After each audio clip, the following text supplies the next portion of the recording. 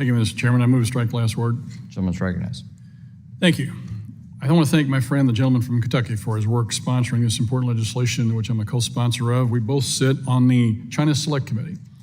And from that committee's briefings and hearings, a couple of these bills today that we're hearing have come from that information and that research that we've done. I think it's important that we understand the work of that committee to be able to find and recognize risks, threats, and we're here today to try and solve this problem.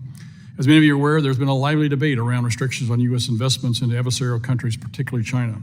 While I believe it's Congress's job to legislate these matters, the White House recently announced an executive order restricting outbound investment to certain industries in China that was surprisingly targeted and thoughtful, as Mr. Barr has mentioned. However, like previous actions taken against Russia and China, that doesn't completely solve our problem. Both countries have essentially shrugged off past half measures that sounded good initially, but have allowed them to operate without near impunity.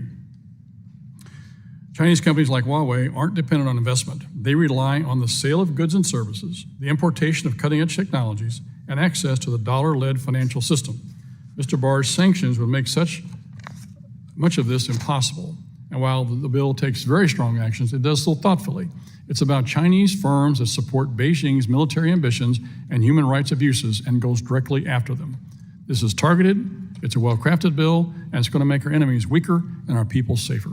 With that, Mr. Chairman, I look forward to supporting the bill and urge my colleagues to do the same, and I yield back.